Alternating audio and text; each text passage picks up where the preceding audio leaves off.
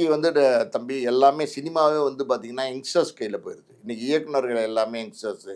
இன்னைக்கு வந்து நடிக்கிறவங்க எல்லாருமே யங்ஸ்டர்ஸு. இந்த டூரிஸ்ட் ஃபேமிலி படம் ம். பண்ணார்ல, அந்த டைரக்டர் இப்போ ஒரு படத்தில் நடிக்கிறாரு. ஸோ ம். மொத்தத்தில் இன்னைக்கு வந்து சினிமா வந்து யங்ஸ்டர்ஸ் கையில் போயிடுச்சு. ம். இப்போ நெறைய பேர் வந்து இந்த லாக் பண்ணுறவங்க, இந்த வந்து யூடியூப்ல வந்து வரவங்க, யூடியூபர்ஸ் எல்லாமே வந்து நடிக்க வராங்க அப்படின்னா, அதுக்கு காரணம் என்னன்னா, அவங்களுடைய இலக்கு வந்து அடுத்த சினிமாவா தான் இருக்கும். யாரா இருந்தாலும் என்னன்னா, அடுத்த இலக்கு சினிமா தான். ம். சினிமா தானே இருக்கிறதுலே டாப்பஸ்ட்டு. ம். அந்த டாப்புக்கு போகணும்னு தான் எல்லாருமே நினைப்பாங்க.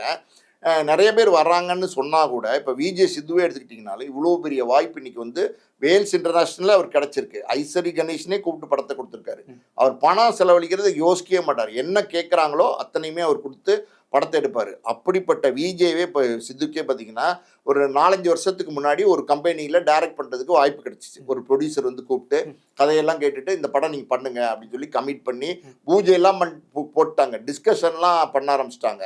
ஆனா வந்து படம் தொடங்கல. இப்ப தொடங்கலாம், அப்ப தொடங்குறோம், இப்ப தொடங்குறோம், அப்ப தொடங்குறோம்னு தள்ளி போயிட்டே இருக்கு.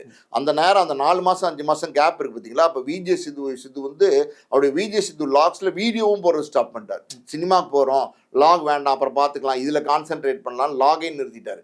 பயங்கரமான மன உளைச்சல். ஆனா அந்த படம் வந்து தொடங்கவே இல்ல. அன்னைக்கு அது வந்து நடக்காம போனது, ம். இன்னைக்கு வந்து இவ்வளோ பெரிய வாய்ப்பு கிடைச்சிருக்கு. எப்படி